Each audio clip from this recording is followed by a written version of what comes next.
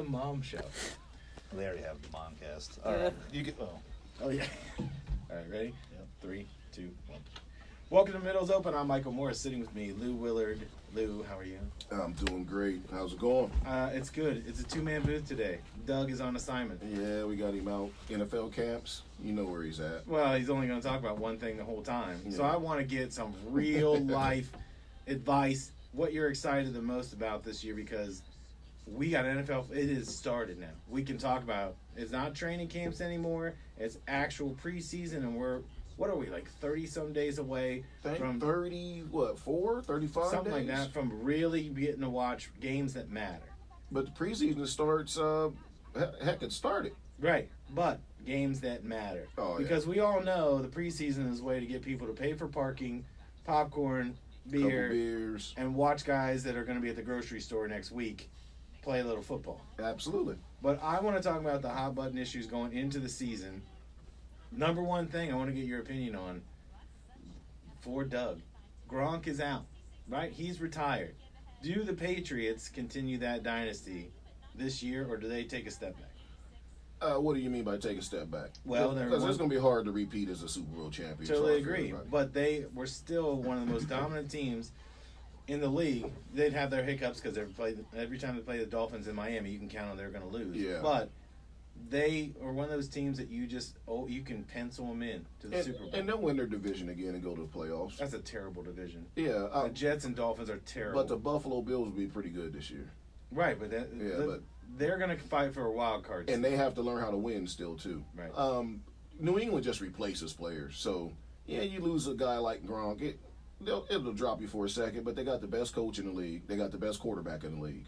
Not the most flashy people in the world, but they are the best at their positions. I know Mahomes can turn around in the end zone and throw it over the stadium in Kansas City. It's amazing because you can do that in a game. Yeah, I mean, and the guy will be wide open in the parking lot because he got thrown out of the game earlier. Right. So he'd be the only one out there. But at the end of the day, New England's not going to miss a beat. 11-5, 12-4, competing for the number one seed.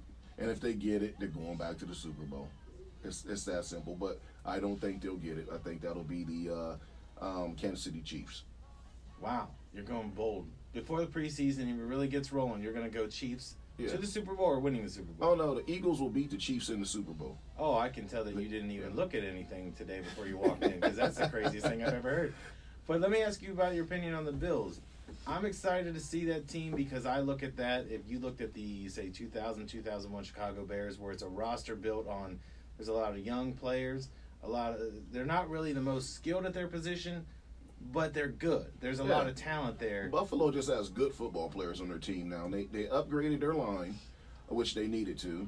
They got a roster full of number 2 receivers. Yeah. But you're not going to get any big number ones if you're Buffalo. If you would have, Antonio Brown would have took the $900 million that you offered him, and a trade with Pittsburgh. Technically, he was traded to them for about 30 minutes. Yeah, until they said, I'm not showing up. Right. So you're not going to get a number 1 unless you draft them. But I think with Beasley and those guys, the guy they got from Washington, they're good enough for, I don't want to say for Buffalo because that just sounds insulting. Yeah. But they're good enough for Buffalo right now until they can get some guys that's better. They don't have a 1, but they got like 4 2s. And you like Allen.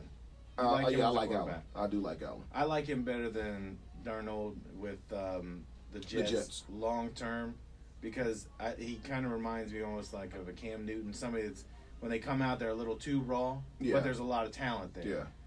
Whereas I think if you're the Jets, I've got a system quarterback. I have Mark Sanchez just bigger. Yeah, right? That's true. I like Darn. That division has the opportunity to have the best quarterbacks of any division in 5 years because I love Josh Rosen. Right. People don't like him, but I think the kid can play, and I could be proven completely wrong.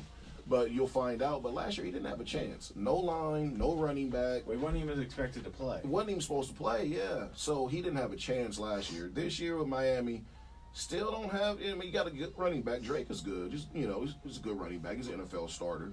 Then you got some the receivers. They got the one kid. I can't call his name right now. But anyway, And then they got a coach from my New England staff. Right. We'll see how that goes because that typically doesn't go well. Well, it didn't work for Detroit hiring Matt Patricia, but Yeah, and that may different. come to an end after this year too. Right. But Vrabel's working out in Tennessee, and he will work out. And maybe I'm a homer, but that's okay too. But I like Rosen, and with Rosen, Darnold, and Allen, New England will replace Tom Brady when it's time. They have the potential to have the best division with quarterback wise. Them in the NFC East.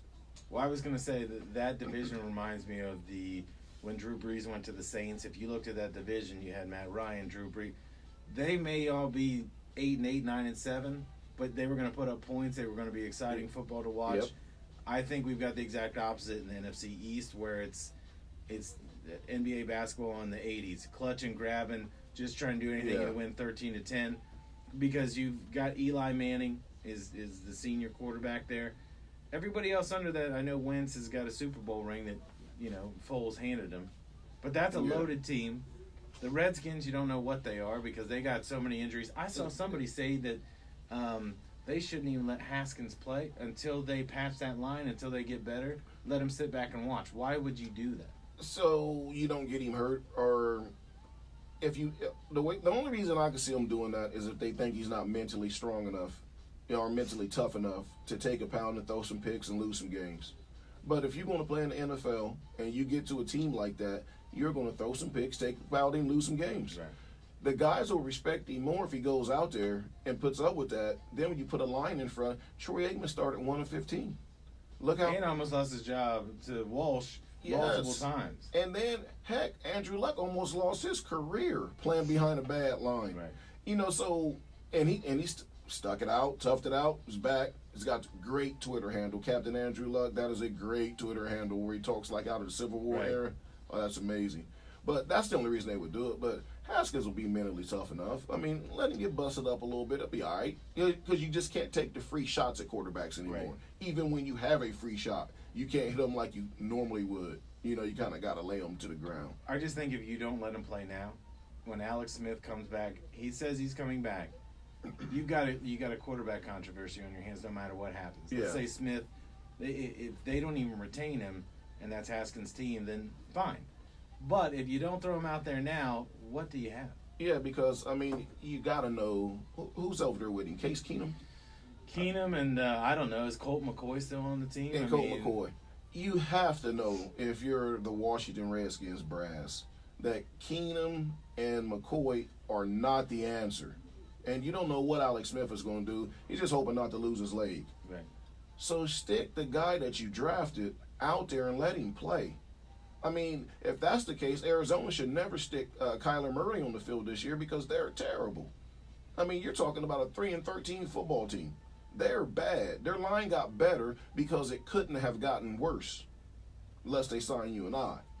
Well, even that's a stretch. It would have been interesting.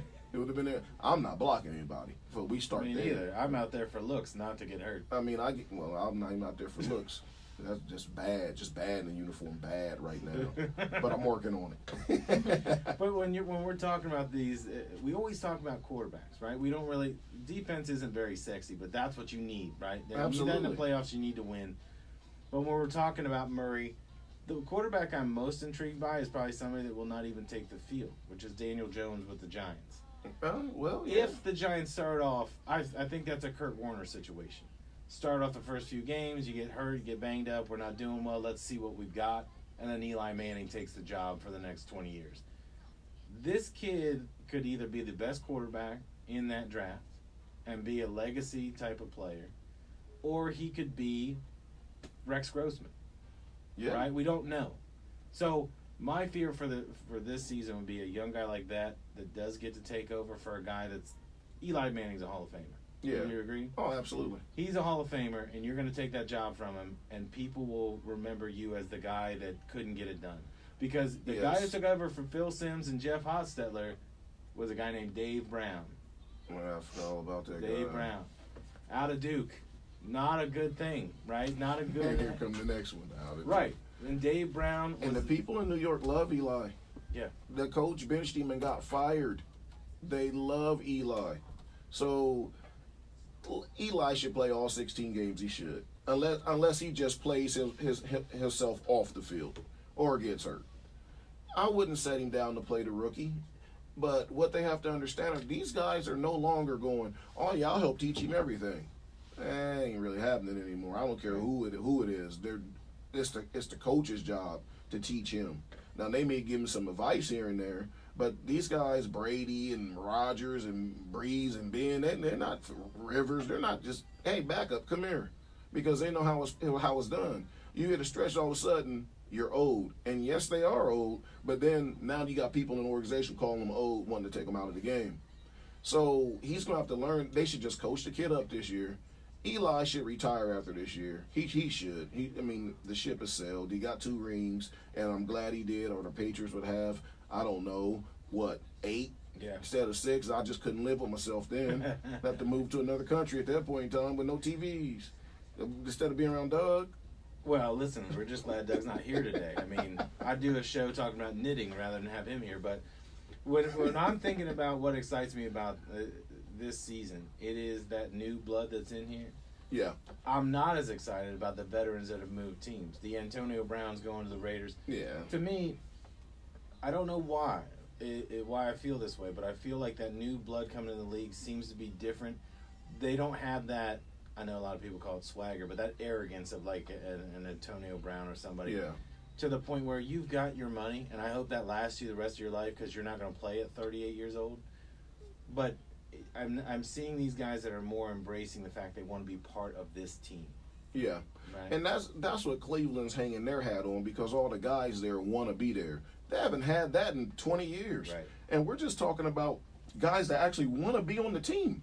They had guys that wanted to leave. They had guys that were holding out, whether they're veterans or not. Get me out of here. To get traded. They were losing money to get out of Cleveland. Right. And now they have guys that want to be there. And Cleveland, and people know, people think I hate Cleveland because I'm a diehard Steelers fan. But I don't hate Cleveland. I've just always been a Steelers fan. Cleveland has top 3 talent on the roster, top to bottom, in the AFC. They're one of the top 3 most talented teams. Problem, though. Rookie head coach, never been a head coach, wasn't a coordinator until last year, and you lost Greg Williams. Now, the most controversial but talented defensive coordinator, in my opinion, since Belichick and Dick LeBeau. Greg Williams is right behind them everywhere he's been. It wasn't his fault that the teams couldn't score when they would lose, like his team couldn't score. Well, he coaches the defense. And the dude could coach, but Cleveland lost him. Right. That is going to be huge. And they still have to learn how to win too. But they got some great setup games. They get Pittsburgh on a Thursday night at home. A home team is winning about 95% of those games. Pittsburgh will get beat that night probably by 24. It's a straight trap game. Then they have 10 days, and then they play New England. So it's a great setup for them. But can they learn how to win them? Right. That's going to be the issue. So if they do, and if OBJ does, and their quarterback, 2 very important people, don't disrupt. Landry. You got Landry, who's also, I'm not going to call him a head case, but he also is kind of a diva. He needs his touches. Yeah. And I don't think he's going to like playing. You got a problem where you got 2 guys that want to be a number 1. Yeah. There's only one ball to go. The only thing saving that on paper is that they're really good friends. Right. But they're really good friends, don't put no money in your pocket. Right. So OBJ got his. Landry's going to want his. So he's going to need the ball to get that. And meanwhile, you got Chubb back in the backfield going, hey, I'm be up for a contract in 2 years. I'm going to need that ball too. Well, Mayfield's making $5 an hour at this point. And he's going to get a $120 million contract. Provided he's put his work in. I don't see any reason why to think he would not have put his work in the offseason. But if he did, the kid's going to get about a $120 million contract in 2 years. I mean, it's just, if it doesn't go higher than that by I think it'll be higher because they want to give Dak 134. Oh, God, yeah, then it'll be way higher. Did you see that the Cowboys, it wasn't just the Zeke holdout. Now it is. Now they're saying they can't pay Amari Cooper, Zeke, or Dak Prescott that kind of money. They just don't. They don't have. They want to be financially sound. What are you running there? What are you doing with that team? You're not going to win without. No. You take one of those 3 away. You're Jerry done. Jones is saying you could take the running back away, and I somewhat agree to that. And he was, but like Zeke holding out is Zeke posturing. Jerry Jones saying you don't need a rushing champ to win a Super Bowl. That he said again in 1991, and that didn't work out. Yeah, and he's posturing too. But Jerry's back Zeke in these court cases so tough, and they've been so thick, they'll get it worked out. The problem is going to come in San Diego with Melvin Gordon. He may not get his worked out. Zeke then will be okay. San Diego has a history, not a winning history. They have a holdout history. Every Yes. single person with that organization, whether it's rookie deal or in the middle of it, Rivers is the only one. I'll say Rivers and Gates are the only ones I can think of that came out ahead, even when it came to LaDainian Tomlinson. Oh, he had to argue for his. Right. But it seems like if you're not the quarterback, if you're not Dan Fouts, you're not getting the money, or Phillip Rivers. But those guys combined, I mean, I think you've got 34 years in those two quarterbacks alone, Yeah. right? I mean, but that's, they wouldn't yeah. pay Breeze, Yeah. right? That's why he left. the Saints got Breeze because they wouldn't pay him his money. Yep. So, yeah, but I think Zeke and those guys will be okay. The problem is I don't think their quarterback is as good as they paid him. No. Because, and they're going to find out real quick if Zeke, say, skips the first 2 or 3 games, they're going to find out real quick. Now, they have Mike Weber, but Mike Weber's good. And they got Alfred Morris, who they've had before. That's the part that tells me Mike Weber's going to be your second starter. or third. If he'll be your starter if Zeke don't come back. Well, that's the question I have is why do you get signed a veteran back that knows that offense and you got Weber there? I think Zeke's coming back regardless, and I think Alfred Morris is getting cut once he does. Yes. But That's what's happening. you're going to have some kind of depth. I think that's, like you said, posturing. I think that's go ahead and hold out. Because if you look at the league average, I think it's like 4.2 yards per carry. Yeah. And Zeke was just a little over that. But he has the best offensive line in football. Yeah. Right? So when you look at that and you're saying anybody can get 4 yards behind it. That's not what's winning them games. That's what's winding that clock down. There's truth to that, but there's also the fact that that's a good average because your quarterback is not a great quarterback. Right. Now imagine Aaron Rodgers with that line and Zeke in the backfield. They're winning Super Bowls. Right. And Zeke's averaging 5.5 yards a carry. Prescott isn't forcing teams to play many dime defenses. Right. Aaron Rodgers and Brady, put them behind that line. You're going to see a whole bunch of nickel and dime defenses, and the running back's going to run wild behind that line. Well, I also look at the fact that Zeke had over 70 receptions. Yeah. So he's not throwing downfield to beat people. He's dinking check and down dunking. king. Yeah. Yeah. So that's where I think the difference is when a guy gets a ball out of the backfield, what can he do with it? Not just taking a handoff or a pitch. Mm-hmm. Can you get yards after the catch? That's where Alfred Morris and Mike Weber are not, going to make that difference. Yeah. And I could be wrong, and Mike Weber could take over the job, and we never see Zeke in Dallas again. But I don't think it's going to. Yeah, that's not going to happen. But when you're talking about San Diego, every team has a hole. Who's the biggest hole that you see? What team do you look at and go, if they could patch this, if some surprise came? To me, I know this is weird to say it, but if you look at the Patriots, if they patch up that tight end spot, they really haven't lost a whole lot. They drafted a guy, didn't they? They didn't draft a guy that They did, but then Iowa? they got Graham to come out of retirement, and then he failed the drug test, so he's out the first 4 weeks of the season. Mm. I still think you have to have, if you look at that playoff game, you and I we're texting each other, and I'm like, it's going to overtime. I guarantee you 4 balls are going to Gronk. It's not getting the ball downfield. It is, we need a first down. I know I can get it to him. Yeah, and Brady will find that guy. I think Sony Michel will turn into that reliable guy for him. James White's already that guy. His guy Edelman, once he gets back, he knows he can go to James White and Edelman and get how many. If they need 7, they get 7 3/8. They get just enough. And Sony Michel's going to turn into that guy for him. He's going to be a very nice player. I hope, well, he's never getting paid in New England, but hopefully he puts in enough work to go get paid before Brady leaves and his production drops off. Oh, he'll end up a New York Jet or a Bill. It just always works that way. But are there teams that you look at like San Francisco? Garoppolo coming back, he looked amazing, right? Yeah. And then he gets hurt, and then you see that team's not that good. But Kittle, he's got himself an all-pro tight end.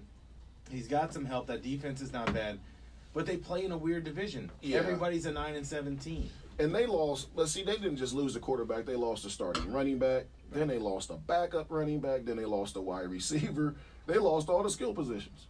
But I think that we did a show on our podcast, and I predicted they would go 10-6, and everybody lost their mind. I'm like, well, I think they're good. Everybody can't get hurt again. Right. I mean, I guess they could, but the odds of that are slim and none. Well, they're going to beat the Cardinals twice. We know that for sure. They're going to split with Seattle, so that's They'll 3-1 beat right there. Pittsburgh because they play them at home, and Pittsburgh can't win a game on the West Coast. Right. They won't win on the West Coast. So you're looking at 3 or 4 wins right out the gate. They just have to, again, you heard me say this about Cleveland, they have to learn how to win. They have talent. They don't have Cleveland Browns talent, which is crazy to say about any team in the league. But they don't.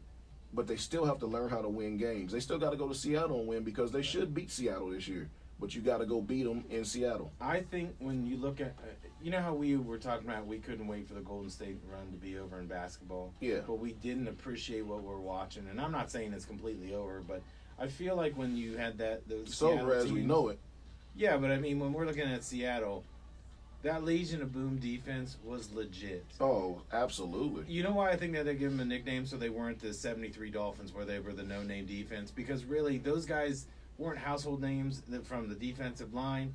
Bobby Wagner was a stud. Yeah. But it was really that back end of that defense. Cam Chancellor, Sherman. Earl Thomas. If you took that back end, like those guys should all be Hall of Famers, multiple-time Pro Bowler. They were the best at their position. They were big and fierce hitters. But you could not get the ball downfield against them, right? But Seattle's offense was so pedestrian. It's Marshawn Lynch, 21 carries for 65 yards, and then Russell Wilson somehow would win the game for him, little dink and dunk. I think we're going to see the end of that coming because Richard Sherman has been gone. Chancellor. Earl Thomas is gone now. Everybody's gone. Everybody you mentioned is gone. But Seattle's issue is they have got to figure out who's going to run the ball. Is it going to be Carson or is it going to be Rashad Penny? You took Penny because he was really productive at San Diego State. You got, in my opinion, you got to stick him out there and see if he can play because he has more upside than Carson, in my opinion. But let me ask you this, because you were an all-time great running back In Grove City. Stop doing that because obviously I'm one of the greatest softball players in Grove City, but I don't say that either. When we are talking about running backs, we know that shelf life is very short. Do I run the tires off of the guy that was in there last year and use my draft pick as the relief back, or do I go all in? Do I Jamal Anderson that guy to the point when I run him to death, he gets hurt, and he's done? That's a him issue, not a you issue. If I'm the team, we're trying to win a Super Bowl. I'm playing who can help us win a Super Bowl. If you get hurt along the way, that's just too bad because it is truly a business, and that's how they feel. I mean, I'm sticking the best players I have out there. If you need relief, tap your helmet, throw your head up, and jog off the field. I don't care what, but get you some water and you're back in the game. Right. You got to win. It's a win-now league for everybody. Even the teams that we think are going to be horrible, it's win now in their minds. Because no one's going out there to go, especially as players. Now, coaches might. I don't know. I've never been a coach in that position. But as a player, you think you can win every game you play. Right. Because you have to. That's just the mindset. So they're trying to win. So they should be sticking the best possible players on the field that gives them that opportunity. See, I feel when we're talking about a team that's like a mystery to all of us, and it's mainly because they're so bland. You got the Houston Texans. Yeah. What is that team? Is that a team that's going to win their division? With the Colts being there, I don't know. But Yeah, but I said I think the Colts win that division. But when you look at that team, they are loaded in terms of talent, but they are the most Injury-prone team. Yeah. That's the team, like I said, the 49ers. Everybody can't get hurt again, can they? Well, yeah, look at the Texans. Every year, 3 or 4 starters get hurt. To make the out of playoffs 22. with a guy that hasn't quarterbacked since he was at Louisville in 1987 or something. Exactly. Because they've lost 3 or 4. But the basis of that team, they're strong everywhere. They're just not dominant other than wherever Watt is lined up, that's dominant. Yeah. So they can't beat you in 10 different ways. They No. got to beat you almost like the Cowboys do. I'm going to wear you down, and try to win it 16-10 or 21-18. Beat you in the end. What do you think about Michael Thomas's contract? I got to say, Congratulations, young man. yeah, I wish I could run and catch a ball 50 yards downfield. Great for him. I mean, $100 million. For a wide receiver. Jerry Rice probably didn't make $100 million in his whole career, and that includes Dancing with the Endorsements. Stars. Yeah, that's endorsements and everything. I just can't believe the amount of money that we're paying because at one time this was a quarterback league. I think this is a wide receiver league now. And that's what they want it to be. Yeah. Because But- those guys don't get hurt that much unless they pull a hamstring. But you know, they got to get him the ball. Make sure they keep giving him the ball now. Yeah. Well, I think lot what of money. what we should do is I want to actually, when Doug gets back, we're going to ignore everything he says. But the other part is I want to pick playoffs, right? I want to say who's going to win their division. I don't care about who's going to win. Who's going to be 5-11 and they're going to look really good. I don't care. We're just going to deal with that because I want to put some predictions out here next week. So we're going to prep for that. Well, you already got mine. Yeah, but they want to Oh. hear it. I already know what you're thinking. Quick thing on the Steelers before we go. Give me a prediction on the record. I would say it'd probably be 11-5. Yep, 2-14. All right, 2 you've been and 14. listening to Middles Open, and we will see you next week. 2-14. You know the thing about- you know the thing about the Steelers?